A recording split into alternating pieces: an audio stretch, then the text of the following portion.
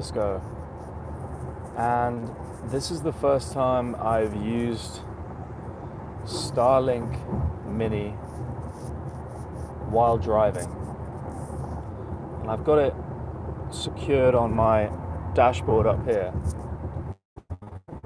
with a little wedge, and right about here is where the internet can sometimes be a little bit patchy because I'm weaving between up a valley, and it might drop a few frames, or it might cause a few issues with a podcast or things like that. But using Starlink on my dashboard while driving, it's just working perfectly. Despite the rotations in the car and the orientation of the panel, it is still able to form a connection with the Starlink satellites. And I feel like this is just one of these moments where I wanted to hit record, because instead of thinking about something and how it might work, I'm using it and how it might work. I am sat in a vehicle that is driving itself back to my home. I am speaking to you on a device that fits in my pocket. And inside this vehicle, I have a device that fits inside my backpack. It is as small as a medium-sized laptop. And simply by placing this on the dashboard, I am able to communicate at a high bit rate with the YouTube servers. And it just kind of hit me how remarkable all of that is. Like the full stack of the technology here. Phone, the car, the satellite, the receiver, the transceiver, like all of those things working together are so unbelievably powerful. And that's why I was just thinking, when Starlink truly gets going as a business, and when SpaceX goes public, we are in for a masterclass in vertical integration from the lithium manufacturing systems at a kind of ground level all the way up to the software that is running on the satellites that SpaceX will be placing into orbit and interstellar. Now, if you're not familiar with what's happened in the last few days, Elon has decided to integrate XAI, which already integrated X, into SpaceX, and kind of bolt all of these companies together. And the negative view on this is that he's just doing this to save his investors money. But the positive view on it is that he is looking to create an organization that can place artificial intelligence data centers in space. Now, the reason that people want to do this is so that you don't need to be stuck with creating data centers on the ground. You don't need to deal with planning permission. You don't need to deal with nighttime. You don't need to deal with all kinds of oil and gas restrictions. You don't need to deal with batteries. So what the plan is to build data centers on Earth and then shoot them into space. And then they can receive energy from the sun 24/7. They don't need batteries because the energy just goes straight through a transformer. And they don't need planning permission because the regulatory requirements for putting something in space are a lot simpler. And SpaceX already has a handle on. And the reason people want to do this is the cost of preparing these artificial intelligence models and delivering the results from these artificial intelligence models is just skyrocketing. Like, it's costing so much money to go out and build the data centers that power the AI that a bunch of us are using every day.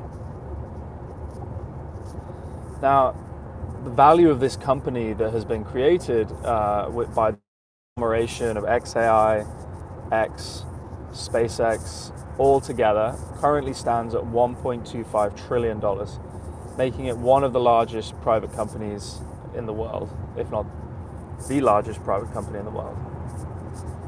And when it goes public, I expect it to get the investors, because the market is going to be excited about another way to play in one of Elon's visions for the future.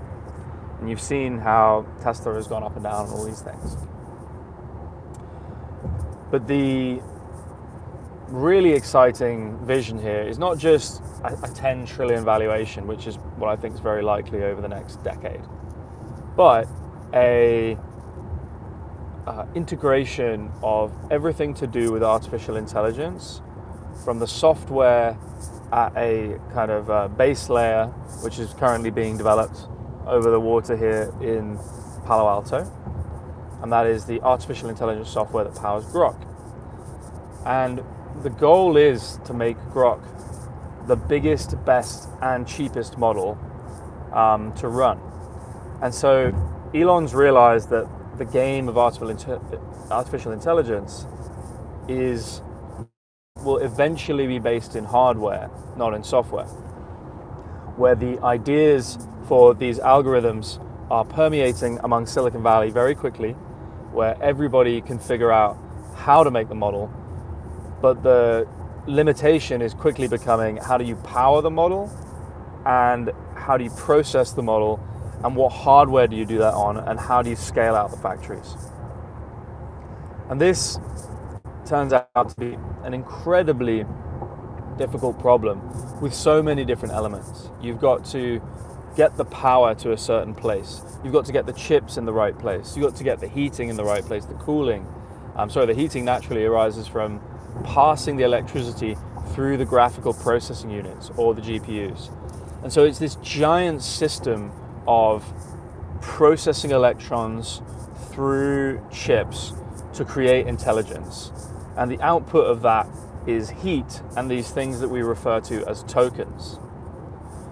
Now, tokens are the bits of information from an artificial intelligence system.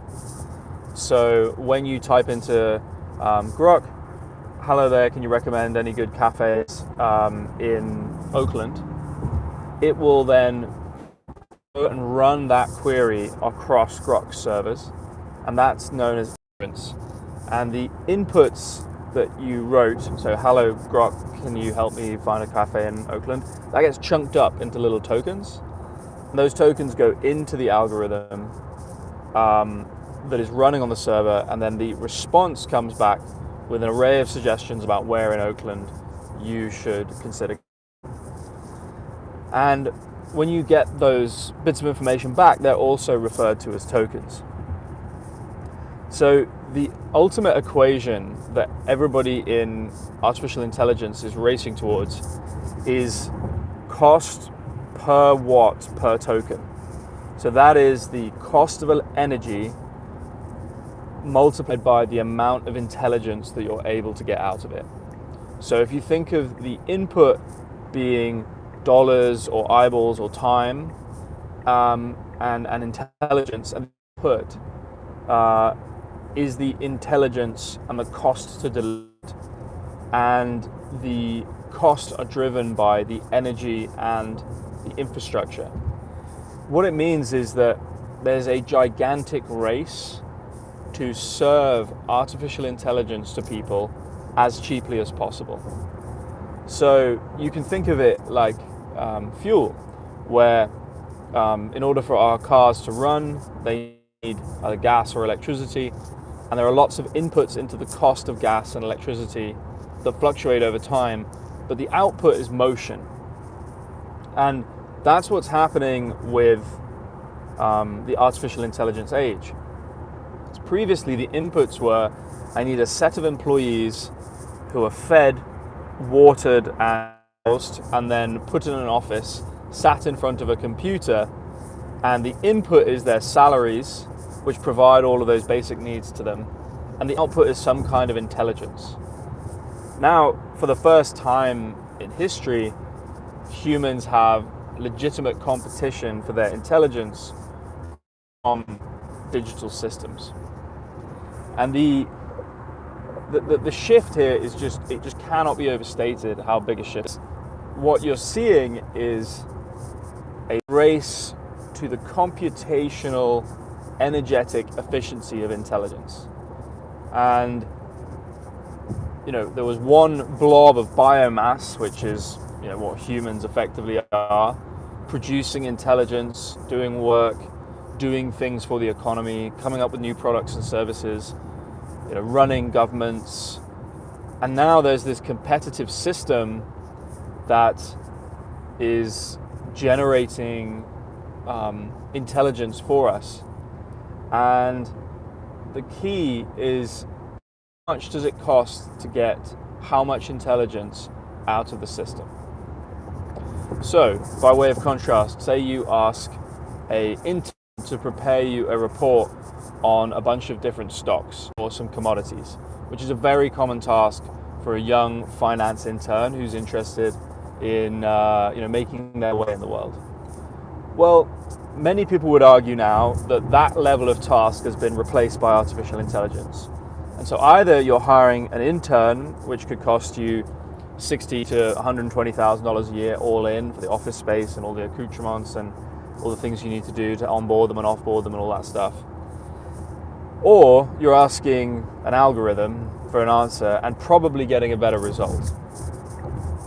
And this is happening across lots of professions. But the distinction that has to get made is, what is the cost into a human or an atom or a data center, and what is the output of that data center? So if you have tokens that are telling me where to get a coffee in Oakland, that has some value to me, but I'm not going to spend hundreds of dollars on that. I might spend micro fractions of a cent. However, if you have all my medical history or all my DNA data, and you're going to come up with a custom drug solution for my cancer treatment, then I'm willing to spend literally thousands of dollars per token. I would be willing to spend, several $100,000 on the actual solution to what is being proposed. And so what that introduces is a variable cost on the input to generate tokens and a variable value on the output of those tokens. And so in that world where we get to algorithms that everybody can share, it's all going to be about the low-cost provider. So Elon is making the bet that over time, with the development of Grok or the development of open source algorithms, pretty much everyone is going to know the value of the artificial intelligence system, and that the secrets will always be shared because there are always employment laws. And so if software is the kind of competed away in terms of the margin, right?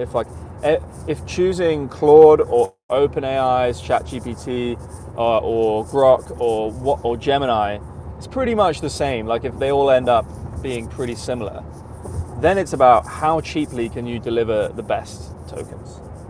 And in that world, the bet becomes much more of about hardware than it does about software.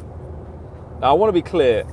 My explanation of all of these things is just my relatively simplistic understanding of how all of this works. I've never actually baked full model myself. I've just read about it, and it's something that I should probably do. But what I'm trying to talk through is why SpaceX vertically integrating with an artificial intelligence company potentially makes so much sense, and I think does make a lot of sense, and I have an extreme vested interest in that, is that if the major dominant form of intelligence in the universe becomes artificial, it stands to reason that we're going to push that system off-world as quickly as possible, because data centers working in space 24/7, processing the most complicated artificial intelligence algorithms, will over time undercut the Earth-based data centers. And in that world where we start to discover the value of different tokens, whether it be for medical benefits or legal benefits or product creation benefits, if you're the low-cost provider of the very best tokens, you'll get the best margins, right? So if Grok becomes extremely capable, which they hope it will do, and the cost of using Grok or the cost of running Grok for SpaceX drops, and the cost, the value provided by Grok keeps increasing, it's like ultimate business model, because you are taking photons in from the sun, and you are emitting tokens out. So the photons get converted to electrons by the solar panels. The electrons run over the graphical processing units or the chips in the space-based data centers, and the GPUs output useful intelligence in the form of tokens. And so there is a flow here from photons to tokens, and this was an idea put forward by Jeff Bezos on X when I was chatting with him. So yeah, this is just me trying to think through how does SpaceX, on its own, as an independent company, well, not on its own, but as an organization, go from printing billions a year using Starlink to hundreds of billions of dollars a year, and I think this is it. It's delivering intelligence to the universe at scale at the lowest cost possible. And if they can do that, then I think the value that they are adding to the universe is enormous. So that's my brain dump just on the whole kind of SpaceX quest of creating an intelligent system in the and it just helps to kind of talk these things through, brain dump them, get them out there. So we'll see. But overall, it's a very exciting future we're in for. And I, for one, can't wait. All right, that was very helpful. Thanks.